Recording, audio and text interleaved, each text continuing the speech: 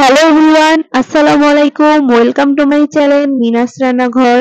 আজকে আমি খুবই সহজে একদম ঘরোয়া পদ্ধতিতে চিকেন ফিঙ্গার কিংবা চিকেন ফ্রাই রেসিপি শেয়ার করব, যেটা বানাতে খুবই সহজ এবং বাচ্চারা তো এই চিকেন ফ্রাই রেসিপি খুবই পছন্দ করে। এটা আপনারা খুবই সহজে কম খরচে অল্প সময়ে বাড়িতে ঝটপট বানিয়ে নিতে পারেন। এর জন্য আমি এখানে চিকেন নিয়ে নিলাম এবং চিকেনগুলো ঠিক এইরকম করে অনেকগুলো স্লাইস করে নিলাম। এবার চিকেনের মধ্যে একটা ডিম দিয়ে দিলাম।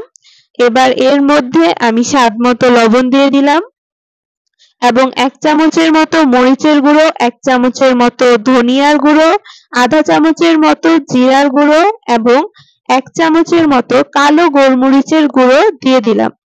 এখানে 1 চামচের মতো আদা রসুন বাটা এবং 1 চামচের মতো সয়া সস দিয়ে একটা লেবুর রস ভালোমতো দিয়ে ভালোমতো এই মিশ্রণগুলোর সাথে মাখিয়ে নেব। ভালোমতো মাখিয়ে নেওয়া হয়ে গেছে। এবার আমি একটা প্লেটের মধ্যে এখানে 1 কাপের মতো আটা নিয়ে নিলাম এবং এর মধ্যে 2 চামচের মতো কর্নফ্লাওয়ার নিয়ে নেব।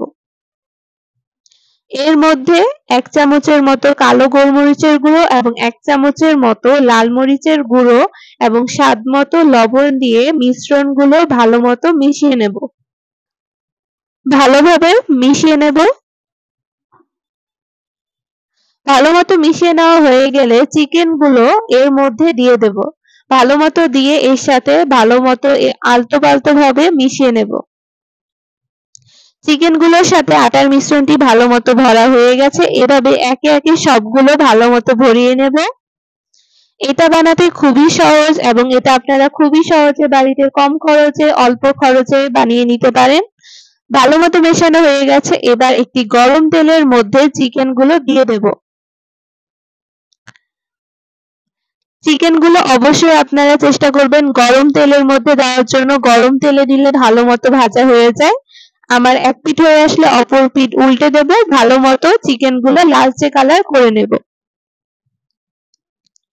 চিকেনগুলো যখনই দেখব একটু লালচে কালার হয়ে আসছে তখনই এটি উঠিয়ে নেব।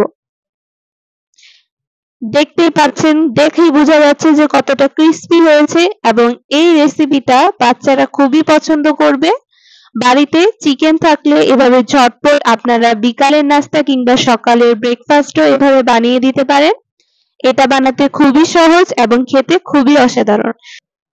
এবার একটি বাটির মধ্যে আমি এখানে 2 চামচের মতো টমেটো সস নিয়ে নিলাম এবং 2 চামচের মতো মিয়োনিজ নিয়ে নিলাম। ভালোমতো সসের সাথে মিশিয়ে নেব। এতে খেতে খুবই অসাধারণ হয়। আর এই রেসিপিটা যদি আপনাদের ভালো লাগে অবশ্যই লাইক, কমেন্ট এবং সাবস্ক্রাইব করবেন। সবাইকে ধন্যবাদ।